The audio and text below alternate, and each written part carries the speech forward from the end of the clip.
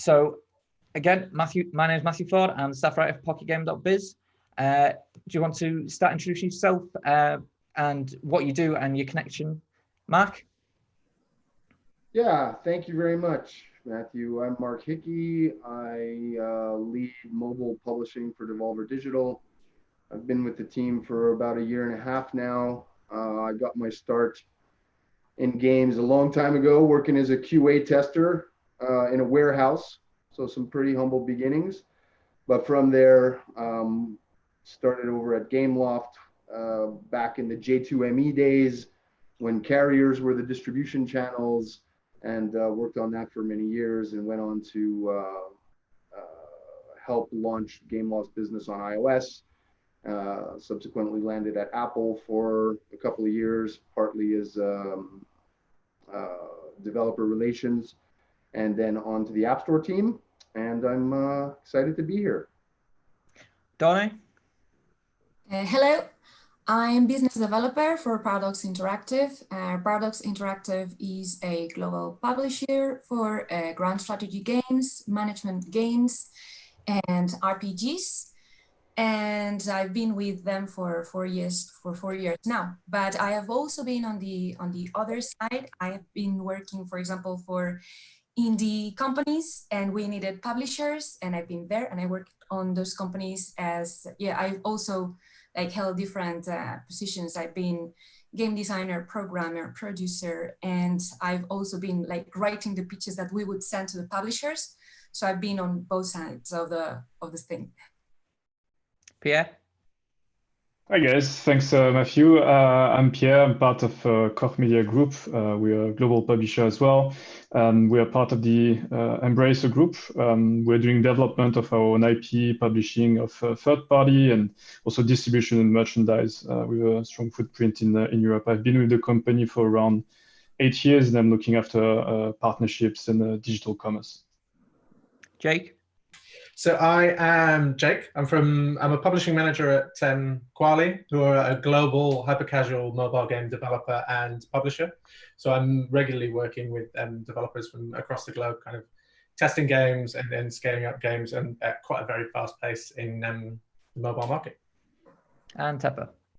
I'm Teppo. I'm the former CEO of Ministry of Games, and my kind of qualifications over here are mostly based on my time at Mountain Sheep back in kind of early 2010 or so, like doing premium mobile games, and now from Ministry of Games for the past 6 years doing free-to-play mobile games. My history from gaming goes all the way back to 2002 or something like that, when I started programming these Java interfaces for early mobile phones. So programmer as a background nowadays, mostly like a business weasel.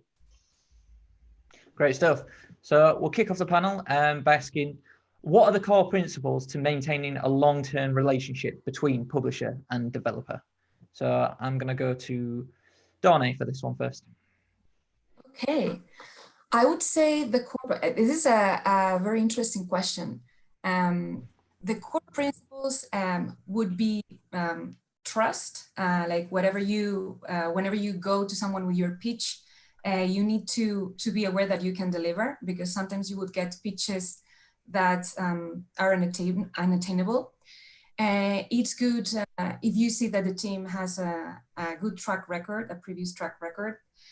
And so I've mentioned trust. I would like to also mention efficiency as well, which includes being good with answering, with replying requests, which means replying on time and replying on point. So if you're asked a question, reply exact to the question instead of going around, which sometimes happens with pitches. So those would be my 2 points, and I leave it open for other colleagues to mention other points that they think are core. Yeah, if you want to open the floor up, does anybody else want to contribute to that? I think, I mostly agree. So it's all about communication and that kind of trust, and knowing as a developer what you're capable of doing within a time scale, because everybody's kind of setting targets and needing to hit certain deadlines, and you want to get something released in a certain amount of time. So you want to work under the knowledge that it's going to happen within that period of time, and knowing that yourself is a way to set that kind of trust with a publisher. Yeah, I think I agree with that. I mean, it's not I think rocket science. The conditions that favor a good working relationship between publisher and developer probably govern many different kinds of relationships, but certainly, you know, trust and honesty, transparency. But I think it kind of falls more to the trust of each member in the relationship being good at their respective roles. Like, we're going to work with teams who we know can make quality games, but the reason they want to work with us is because they expect us to provide quality publishing services. And so, to the extent that trust is important, you know, we can be fairly hands-off, knowing that a developer has, you know, knows what they need to do to make their creative vision a reality. And hopefully, part of the reason why they feel they can go and do that relatively sort of unsupervised is because they know that we will hold up our end of the relationship by making sure that, you know, they're supported across all the different categories that they need to from a go-to-market standpoint. Yeah, and to echo Mark here, I think it's also quite important that there is clarity on the goals and the responsibilities, so there is no surprise and everybody knows what to expect from the other end. And you know, it's really a teamwork, it's a relationship. So, you know, a party brings something on the table and the other one delivers another part, and we make together a great game and great success. It's not in isolation. So once everything is clear and defined, I think there's less space for, you know, misunderstanding, and you can be, as Mark said, pretty hands off, and, you know, be there to bring value rather than you know, checking on things all the time. I have to agree with Pierre over there that, like, the communication is super important in the sense, especially because usually when working with a publisher, like from a developer's perspective, you're pretty much remote all the time. So it's similar to the situation that most people are experiencing at the moment. So the communication is super important. People know, keeping everybody on the same page, pretty much like when your publisher, like the person at your publisher's side walks to the office on Monday, and when your developers walk to the office on Monday, they should all know what's going to be happening with the game. What's the marketing, like what's happening on the marketing side, on the publisher's side, whatever the publisher's doing, what can they expect this week, and the other side, like what can you expect from the developer to deliver this week.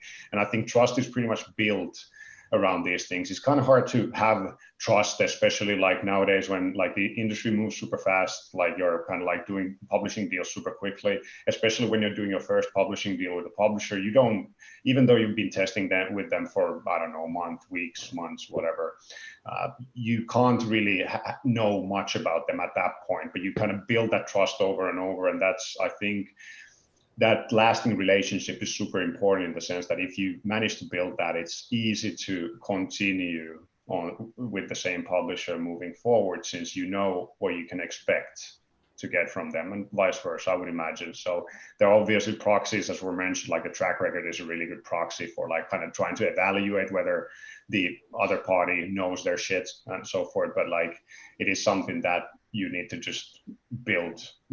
So there's always going to be hiccups on the road. And I guess the kind of like how you deal with the kind of, especially the kind of, yeah, well, the bad times is really a kind of good test of your ability and ability to work together.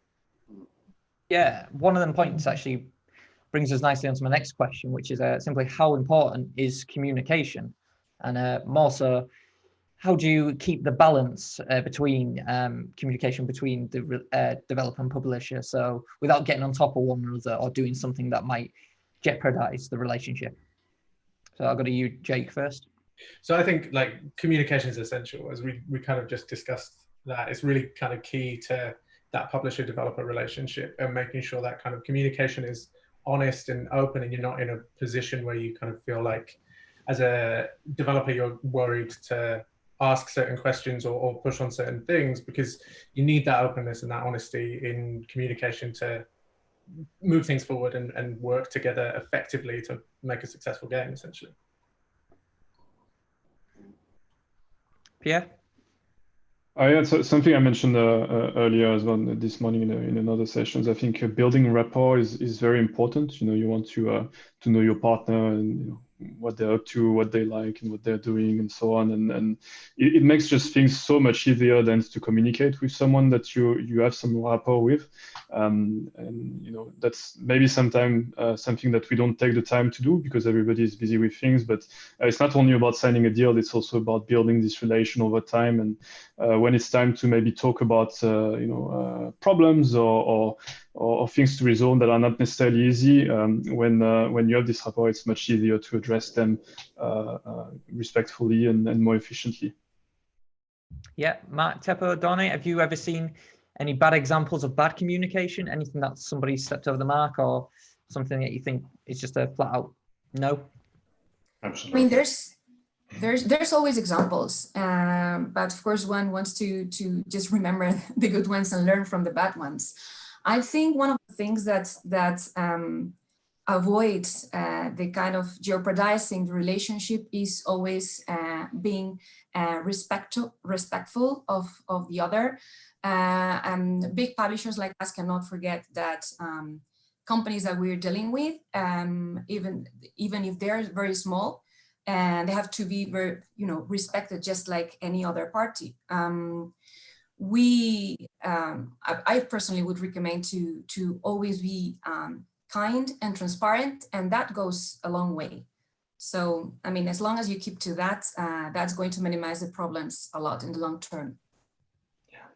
I think like the kind of like worst examples that I've seen are mostly about communication, in the sense of like you're pretty much like, as a developer, especially I'm talking from a developer's perspective, it's mostly being kept in the dark, and you don't kind of like necessarily know what's going to happen and when whatever campaign is going to start, or like when the next phase is going to happen. And then you have your whole team back at the office to answer to, and everybody's kind of like in the dark. And that usually creates a lot of frustration, in the sense of you get this feeling that you're totally not number one, you're like number 7 on the list or whatever. And that feeling, even though you as a developer, your publisher will probably have multiple projects, and you as a developer might even have multiple projects. Both parties, I think, should be treated like your number one thing. At least they should be made to feel like that. And like that communication, just like keeping that your publisher's representatives or your developers' representatives, whoever the communication point is, like keeping them as involved in the product process as you would keep any other team member. I think that's a really good starting point. And if it doesn't happen, if you feel that you're kind of being kept in the dark, you don't get answers, it gets a day to get answers or whatever, like you don't have a clear communication channel, you don't know what's happening and when, that's usually super bad. Yeah, when the two partners the two parties are on two different pages, that's when real problems start, because there's a lot of frustration because expectations are not met, and that starts spiraling very quick. So we need to avoid it by having a fluid communication and being transparent, like we've already mentioned. Yeah, absolutely. I was going to say, Mark, what about at Devolver Digital? Obviously, you guys are a bit unorthodox at times. You have a bit of fun over social media, that sort of thing. What have you guys found? Well, I think that Teppo raised a good point before. Trying to make people feel like they're number one. I mean, the reality is we have a lot of projects that are in development in parallel, and there's just a lot of moving parts. And so I'd say one of the areas where, like on the publishing side, there have been instances where we could do a better job is making sure that the developer is informed of all of the things that are going on across, the different categories that apply to their project, whether it's what's going on with specific marketing initiatives, the results of talks with certain partners. Because we cover the sort of business development aspect of the relationship, we're talking to a lot of different platforms and a lot of different partners about a lot of different games. And it's important that we're sort of consistently debriefing everybody about the outcomes of all of those conversations. So there's a certain amount of air traffic control that is complex, and it's on us to be diligent in making sure that the outcomes of all those conversations are shared broadly. Which I can't say we successfully do 100% of the time, but you know, that is a goal to strive for. And then kind of conversely, I think one of the things that often happens with new teams is this like overprotection of their project, overprotection of their baby. So if they're like sprinting to meet a certain milestone, maybe they have certain things that they had planned, whether they're trying to bring in new artwork or implement some kind of new design or otherwise make a significant new change in the project, and they don't feel like 100% good about this change that they made, then we've seen like a reluctance to come back and show it to us for fear of there being some sort of concern on our side that might affect the milestone schedule. And so this sort of like involuntarily withholding information for fear of what a reaction might be. And, you know, that's an instance where like trust and open communication is obviously super important. And I think it's facilitated a lot by the fact that, you know, a lot of what we've been talking about so far has been all business. But the reality is we love games, and the people who are making these projects love games. And we work very closely together kind of like on a regular basis. And a byproduct of that is friendships tend to emerge, right? And, you know, I think it goes back to answering kind of the first question and this one. You know, one of the things that lends itself well to long-term working relationships is the fact that like friendships tend to emerge out of working closely together. And as you get more comfortable over time, so do you, you know, communicate, I think, more effectively and more openly. Yeah, absolutely.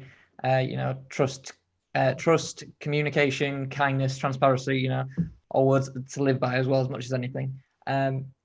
Moving on, so during these unprecedented times, which we're all experiencing currently, what has changed on both sides? Have you found one another supported each other well during the pandemic? I'll go to Teppo for this first. So I don't have much experiences during this time because I haven't worked with a publisher during the Corona time, but I would imagine that it shouldn't be that different from any other time. As I mentioned previously, it's usually like, it's rare that your publisher would be kind of physically in the same location or even like in the same town or anything like that. So it's going to be remote communication mostly anyways. At least on a day-to-day basis. So I don't think anything should be that much different. Obviously, like there might be some turmoil, people have like your team scattered around and that sort of stuff, but the same principles should apply. You should still keep everybody in the loop and keep open communication and just like work forward towards a common goal. I think that should be pretty much like independent of the situation. Yeah. Yeah, I fully agree. And I think looking at our development team internally, but also our partners, have been really amazed by the resilience of all the teams. I mean, we had zero related delay because of the situation. And as a publisher, and you know, being on the more business and marketing side of things, I mean, to us, we don't need much, so it's not been really an issue.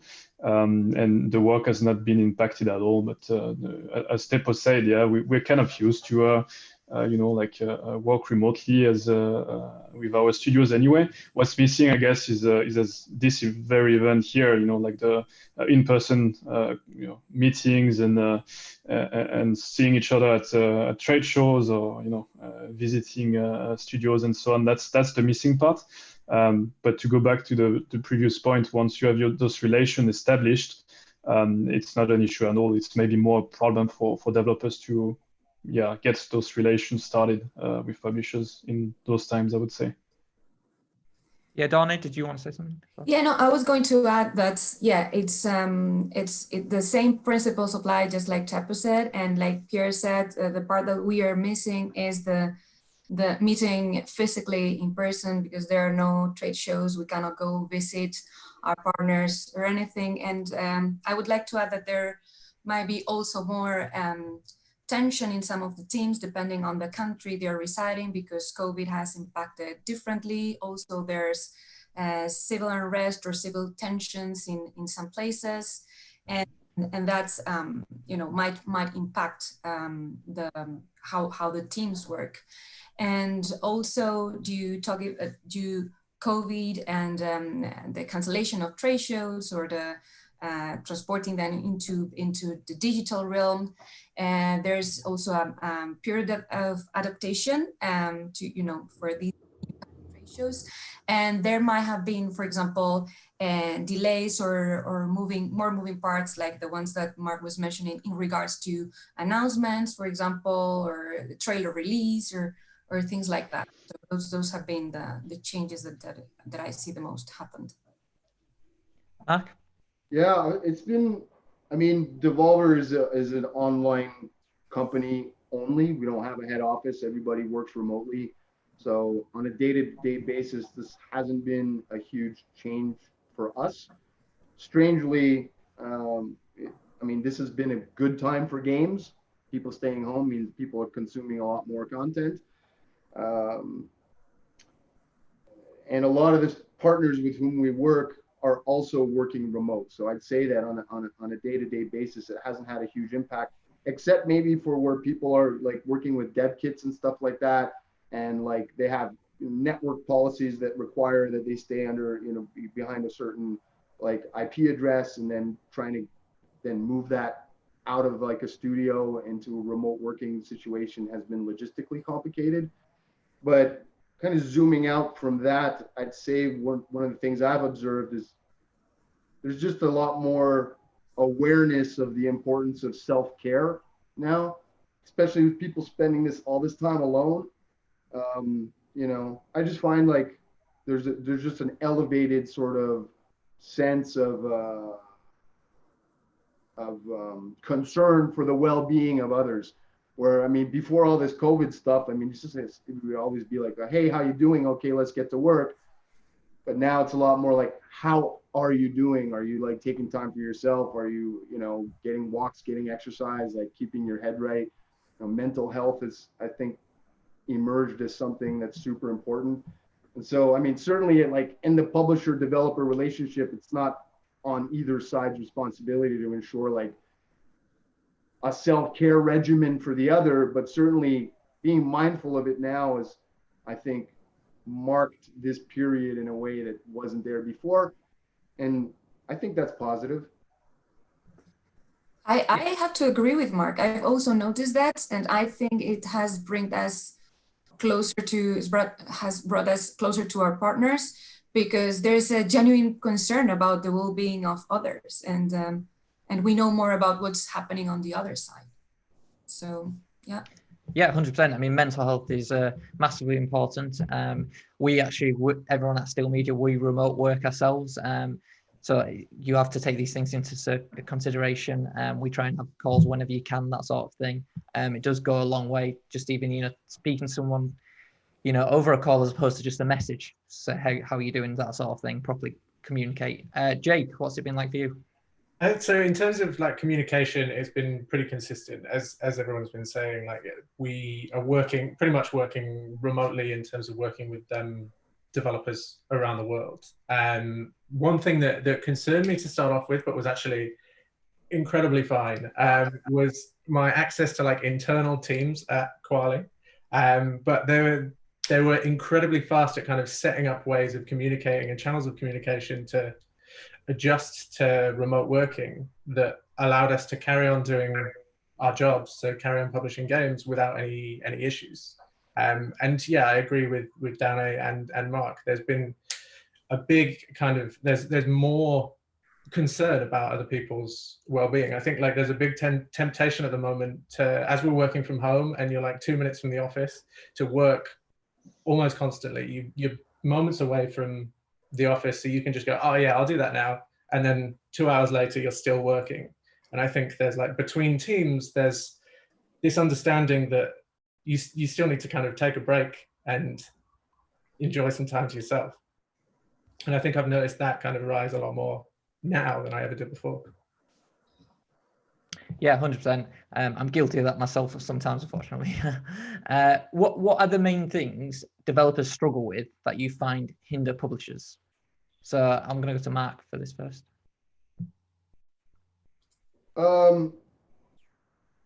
So, I mean, I had mentioned before this idea of like overprotection of projects with new partners. It's something that we've experienced.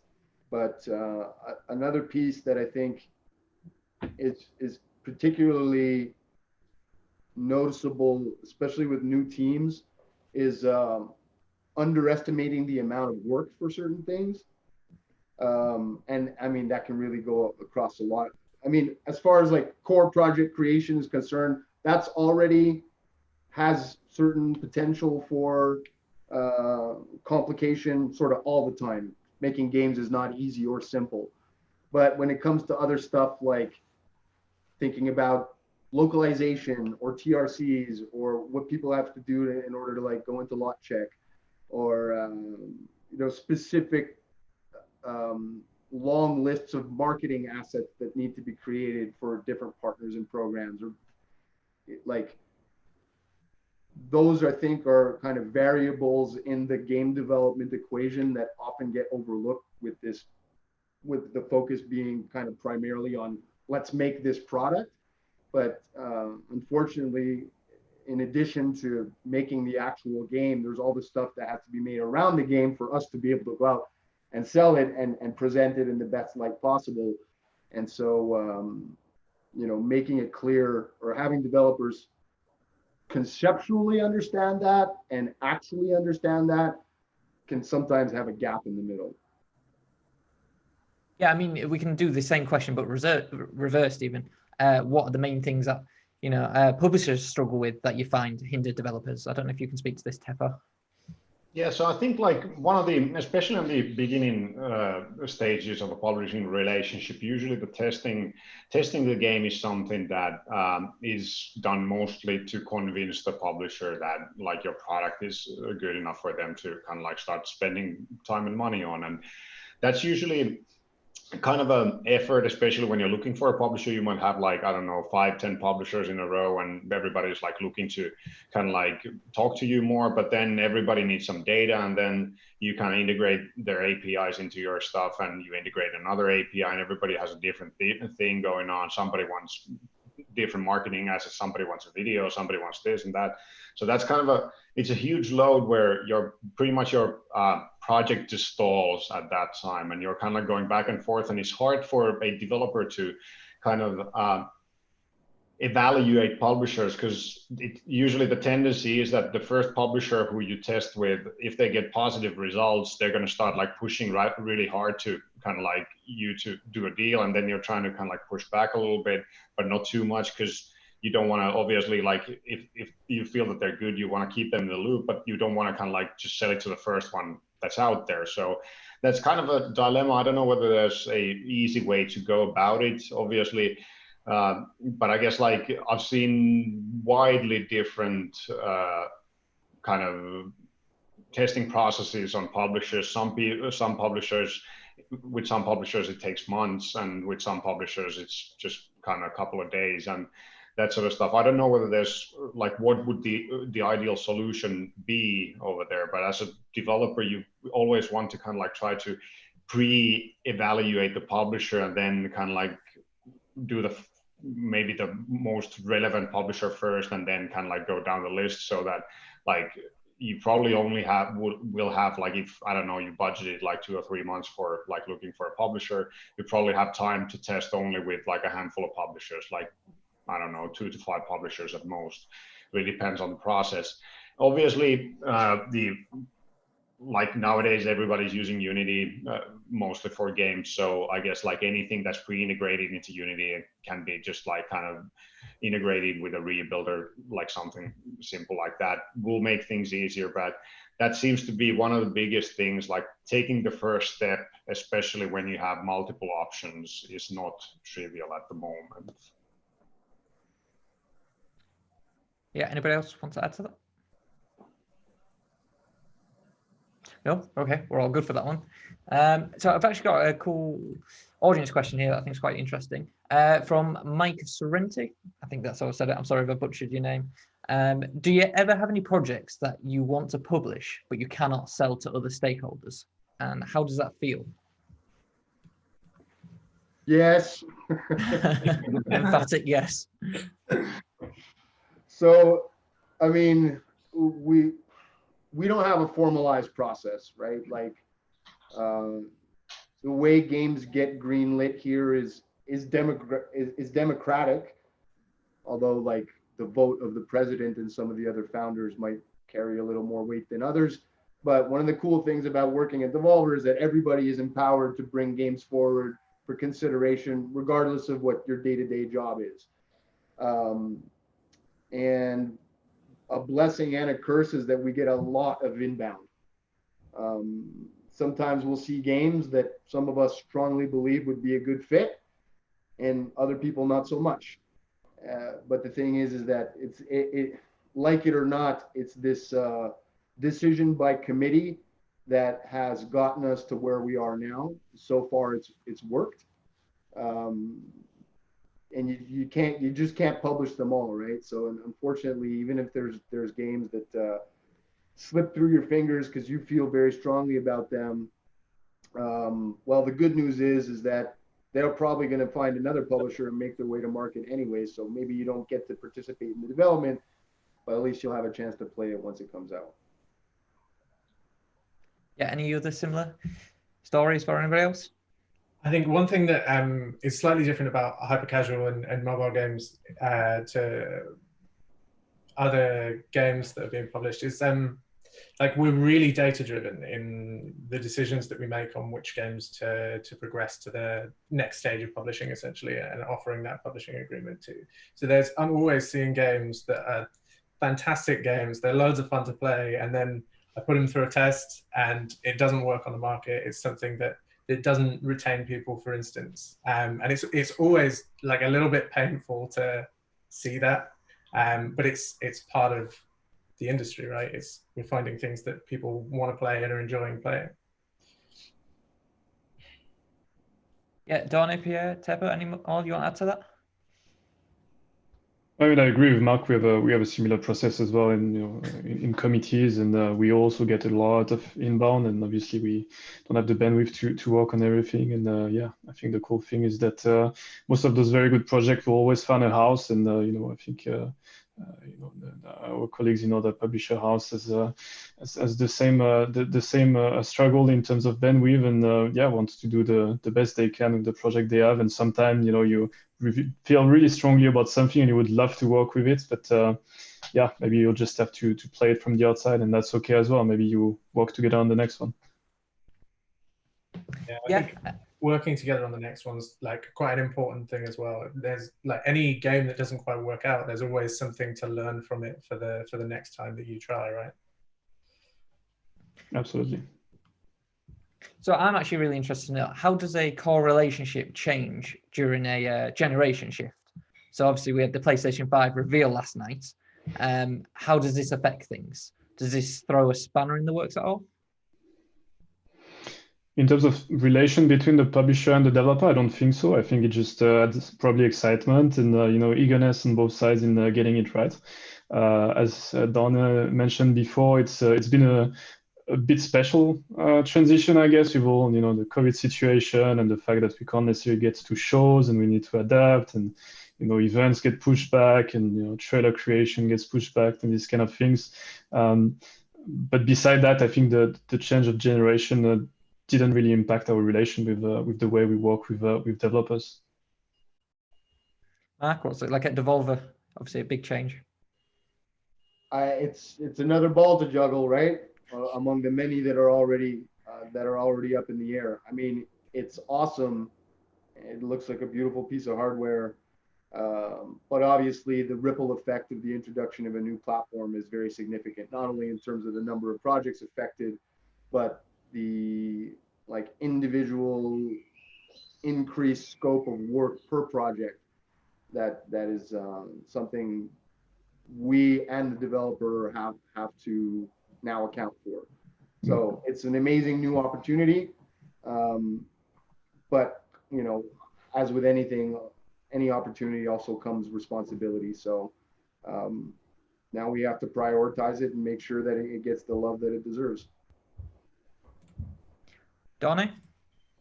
I basically agree to what Pierre and Mark said. The core of the relationship doesn't change. Like it works as usual, but it's also like something else that you have to take into account, and you need to adapt to it. But if the relationship is good, it's just, you know, business as usual, I would say.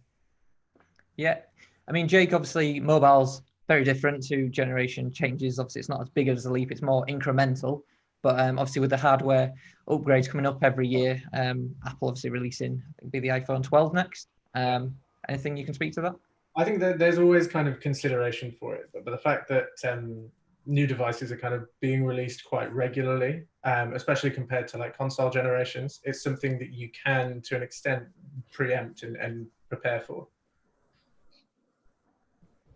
Yeah. So can we talk about the actual differences between mobile and console/PC? You know, are there, in that sense, any major differences in relationships, or is it for the large part the same?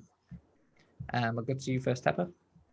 So I think obviously like the kind of AAA console or PC development is typically slower than mobile development, especially when you're talking about like, well, large AAA games take years and years to develop, and mobile game, if it takes 3 years, it's a massive project. So I guess like new consoles usually, as the new PlayStation, they probably bring in new trends, or they might bring in new trends, especially when a kind of a more exotic thing happens, like Wii or something like that. You get a new trend where like users get excited about something, and then the developers kind of like follow and try to see whether there's something over there. Similar things happen quite more often in mobile. So these kind of trends that like publishers and developers need to be aware of, like happen way more often. There's like, I don't know, Pokemon Go comes out and everybody rushes into location-based gaming and whatever. These kind of things happen quite often. And I think that's kind of an interesting, I at least find it super interesting in mobile, because these things, the cycle, the turnaround at which, the pace at which things happen is way more, well, it's faster in the sense, obviously there's more users and so forth.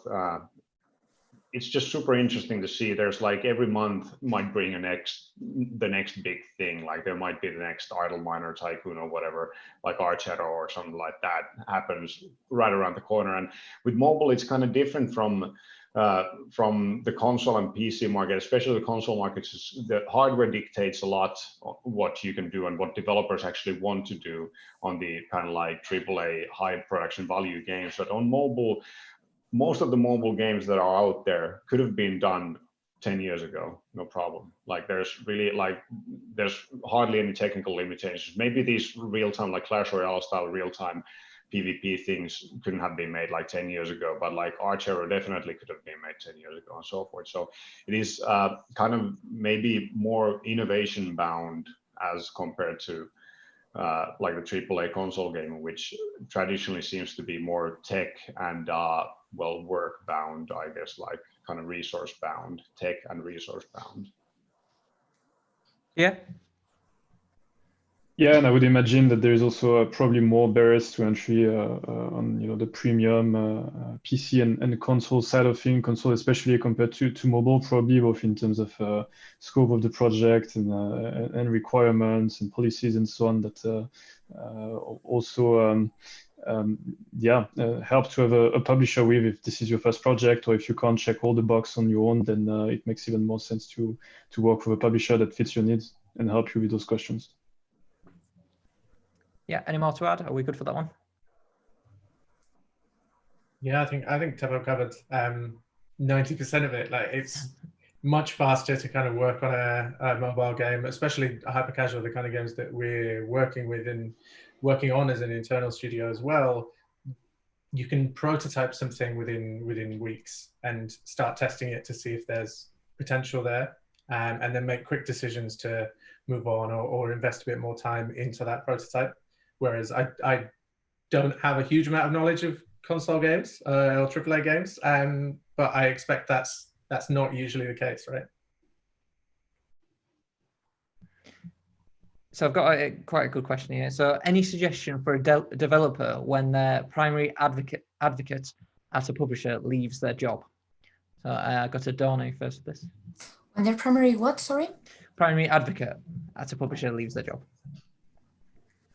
When I'm not sure I'm getting the question. Developers that are primary, and then the rest. Yeah. So any suggestions for a developer when their primary advocate at a publisher leaves their job? So their primary contact, I assume. Or Yes. Okay, you were calling them advocates. Okay. Okay, yes. Sorry, it's the Okay, Yorkshire sorry. accent. Yeah. So, well, I'm not sure if the advice should go as much as for the developer as for the publisher too. Like if the publisher is really interested in the developer, they need to take care of the relationship. I mean, I'm saying that as a business developer because that's what we're supposed to do to keep the relationship healthy and going. But the developer, I mean, if your main point of contact has left, make sure that you get a new one. You have a new go-to person that can answer all your needs, and that you know that they are going to reply when you need it. And don't leave just that hanging there. You make sure that there's that you have a new point of contact that answers to you regularly, and with all the other nice things that we said before, like with transparency, swiftly, kindly, and that. Make sure that you get that. Mark, anything to add? I mean, I haven't experienced it at Devolver. Thankfully, we've super low turnover. But I think an analog is like when your primary contact at a platform leaves, because that's happened to me for sure, and you can feel very lost, right? I mean, between LinkedIn and working your own network of contacts and having introductions made, it's really important to try to establish connection with someone else to keep that line of communication going. And I think that that's probably just as true for a publisher as it is for a platform. But then once it's on the other side, I mean, it really is. I think it's a cultural question from one company to the next as to how they approach decision making. But for instance, if I was to leave Devolver and somebody was pitching their game through me, I mean, I'm just one voice in a chorus, right? Like I might be able to bring a game forward and say, hey, I think this is great, and so forth. But at the end of the day, the only way that game gets greenlit is if the whole team wants to work on it. So I don't know that I put like so much stock into having that one person as a contact, at least working with us, because really our decision making is made by as a group, and so you know, as long as you can get in touch with somebody and show and the whole group can have a look and make a decision about the project, the individual is not as important. Actually, this might be, I think, great advice for developers that are not, you know, might be new in this or something. If your point of contact goes away, don't panic, because that is not the person that's going to make the decision. That's just the person that's conveying the information to the rest of the publishing company. And sometimes the publishing company decides, you know, democratically, like Mark's company, and we have an internal, quite complex process. We definitely don't have a one person deciding. So it's not a problem. Just you know, don't worry about that. Yeah, I think you need to know where your single point of truth are in the relationship. So Mark was talking maybe more in you know, when someone wants to sign a new publishing deal, while Donnie was talking maybe more like we're in a already operational phase. I think at any time as a developer, you deserve to know you know, who to ask your questions to get an answer, all right? And if that's not the case, I mean, something is wrong, and I'm sure someone else will gladly take care of that. And you know, it's also a cultural thing, as you said. You know, typically a relationship between a developer and a publisher is to make a great game a great success, and both parties are on board. So if that's not the case, maybe ask yourself, is that the right relationship? Yeah. Quite often that, like, especially in the beginning stages, when you're trying to close a deal and when you're talking to publishers, if your contact leaves during that kind of like phase where you don't have a contract in place at that point, usually, like, if the publisher doesn't take care of like just handing your case over to someone else, it's usually a sign of like your game is probably not super interesting to the publisher. You're not like kind of super high priority for them or anything like that. Because if your like holding on to the hottest shit on the planet, and the publisher like they've talked about it internally, I would imagine that somebody would jump on it pretty much like, we need to get this. But if it's something that they're kind of like iffy about and maybe they haven't really like made up their minds, at least I've figured out it's usually like, if you have other options, it's usually kind of a little bit of a sign that they're probably not going to be an ideal partner for you, since they haven't invested the time into kind of like trying to make this like seamless for you.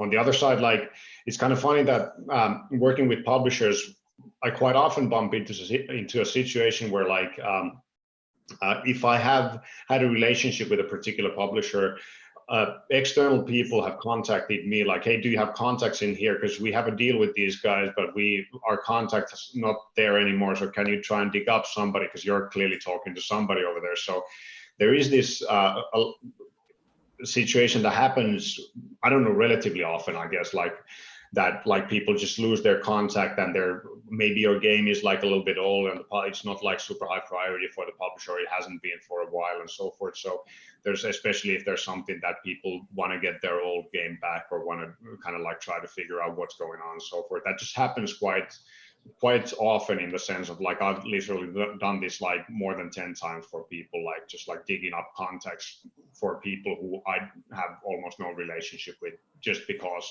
I'm dealing with a publisher that they used to deal with or they're dealing with currently, but they don't have communications with. Yeah, that makes sense. I think we've got time for one more question before opening up to audience questions, although we've been doing a couple of these as we've gone through. Can you tell us about some of the best instances you've experienced when working with publishers or developers? So I thought it was a nice little positive question to end the week. Hopefully some nice stories here. We'll go to Jake first. I think like there are a lot of different instances, and I think, as Mark touched on earlier, it's when like you're working with someone and you kind of form a friendship out of that, and it's now like, even if you're not working with them anymore, you're able to, when you're kind of in their country or when you're going to be near where they are, you want to go and hang out and get a beer. And I think that's the biggest thing, and it happens so much. Like the best instances are creating friendships through doing a job, because as Mark said, like, you both love games, you're both working hard, and you want to kind of, you share in that, and it's nice. Mark? Yeah, for sure. So when I was at Apple, I worked on some massive IP. I worked on Minecraft. I worked a lot on Fortnite, and you know, like, yeah, it's cool to say Tim Sweeney's company made another $100 million or whatever, but in a weird way, it's not a transformative experience, right? For a massive successful company already, it's kind of another drop in the bucket. Whereas like when we helped a couple of developers sign some deals with Apple Arcade, for instance, you know, these were 1 and 2 person teams, and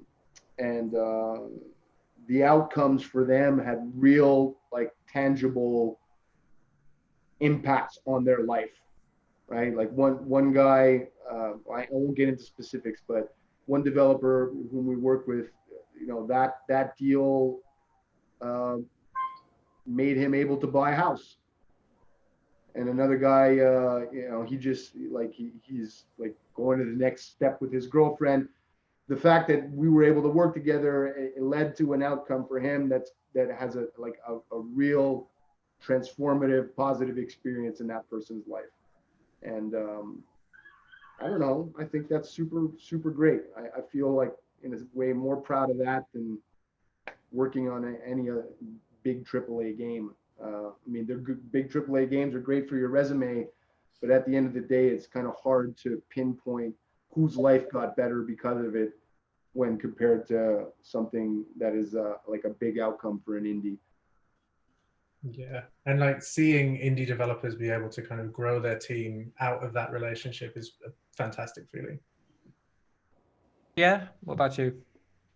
Yeah, I mean, absolutely, and I got the chance to work with both sides of both ends of the stick with AAA and some smaller indie developers, and we had a very nice story with one recently. Started as a Kickstarter, and we were in very early, and the studio was Warhol Studio in Czech Republic, and they were working on the game Kingdom Come Deliverance, and being there all along, it's been great to see that we helped them really elevate the game, and then they did a fantastic job, and we shipped. I won't spoil the surprise, but we are several millions copies sold of the game, and the studio now joined after being independent the group of company because A, it was a great success, but B, we also had a great working relation and fitting values, and wanted to continue and expand this relation together. So it's been great also to see the impact, the actual impact on people's life in the studio, and individuals, and moving to a new office, and you were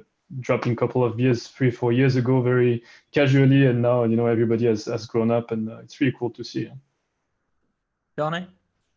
I have to agree that the personal component is the best part of it. And you can see almost right away that when there is a developer that comes to you, and with some of them you click with them instantly because they get your I mean, the ways of working are similar, the values and everything.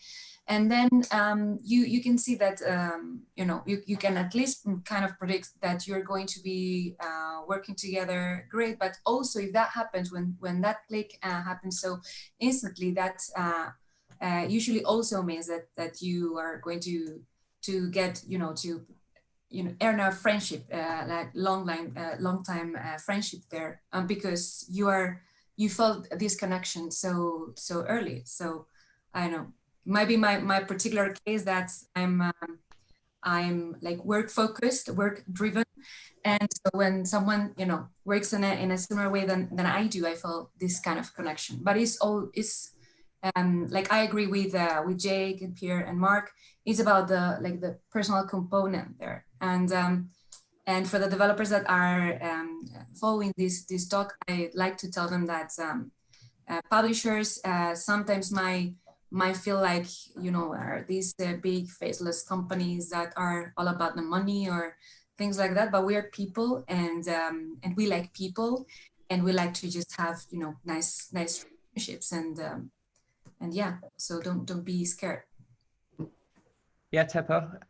I do agree with everybody. The personal relationships are like one of the kind of like, we'll say, best soft value that I got out of many publishing relationships. But there's like other instances where like actually the nuts and bolts, different publishers deal with different parts of the kind of life cycle of a game differently. So I'd say there's like kind of like, you can say there's the entrance plan of like testing and like negotiating a deal. Then there's the actual like handling the game, and then there's like an possible exit plan from the deal. And I've had like especially like positive experiences. For example, really back in the days we used to work with Chilingo on Minigore, one of the mountain ship games, like a premium game, and at some point that game started dwindling in revenue. It was significant for an indie developer like us, but it was insignificant for Chilingo back in those days. So they gave us back the game, and we're like, okay, that's cool. Like we already made a bunch of money out of this, so that's kind of cool. So I felt really good about that. That was like something that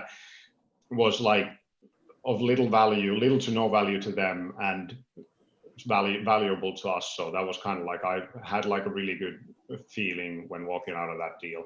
Then like lately we tested with, for example, Network, like they were like doing a really nice, their testing process really nice. We were kept in the loop, and we worked really well together with them and that sort of stuff. Those are like just this kind of circling back to the beginning. I think the communication, when that works really well, it brings these friendly relationships, and just makes you feel really good. I guess it's kind of like publishing deals are a business relationship. It's they're made so that both parties could benefit from it financially, but in the sense that if you have this like really kind of good feeling about it, if you really enjoy working with a publisher, it's similar to like if you feel good at working at a certain company. It's usually, I consider that a kind of a good thing. Yeah, definitely. So we've got a couple quick questions just before we sign off. I've got to answer this one from Andy, who's who sent it across a few times. It should be all in your chats if you want to have a quick read through it while I have a read over it as well. So some games are heavily patent protected, like FIFA's football sequels. They own patents for their physics impact engine for the use of Voronoi diagrams. I don't know if that's how you pronounce that. Does that sound right? Voronoi, I don't know. You can read it for yourself. In partitioning game space and fluid difficulty adjustments. If I have my patents already and won't want to just let a publisher take my game without paying for my patent fees first, would that make me difficult to find a publisher? Does that make sense? It does. It's also extremely specific. Yeah. I don't have experience working with patents, but we don't. I mean, if it's the right game, anything is open to discussion, I suppose. What is a patent fee? Like, how much money are we talking about? Is it hundreds of dollars, thousands, tens of thousands? I mean, opportunity has to be evaluated on its own merits. I mean, at a high level, we do game funding. We fund projects, and you know, the creation of the project is defined by what goes into the milestones. And if one of the line items in the milestones is fees for a patent, then, you know, we need to know how much that costs. And if it's reasonable, yeah, we would probably pay for it. I don't see why not. It's really a question of how reasonable or unreasonable that cost is. And also, I think it's important to point out that we do not seek to own anybody's IP. So part of like one of our core values as a company is that we want to enable developers to turn their creative visions into reality. We don't want to own a piece of their game. We don't want to own a piece of their studio. You know, we don't ever lose sight of the fact, or try never to lose sight of the fact, that developers are the rock stars. And if we ever have a chance to do a job and do it well, it's by taking their creative vision and not only helping them turn it into a reality, but then finding or helping find an audience. So if you have a game that has a patent, you know, bring it on. We still want to see it. Say that this is kind of like these patents are kind of similar to whatever development cost you've sunk into the game. Exactly.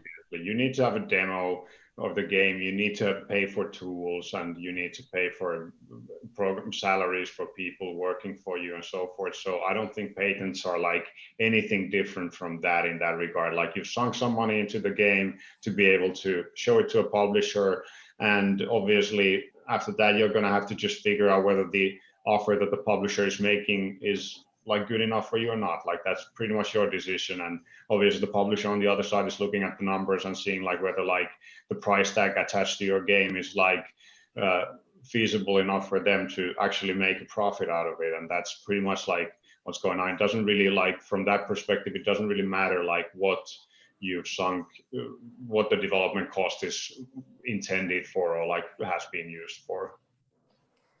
Yeah, I would say that if that patent thing is so important for your project, make a point of explaining it properly in your pitch deck so that we can understand why. Because at the moment, the way that you formulated the question was a little bit harsh.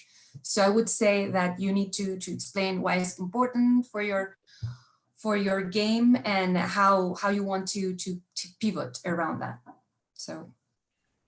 Yeah, it was a very specific question, as we mentioned, but we are actually out of time at the minute.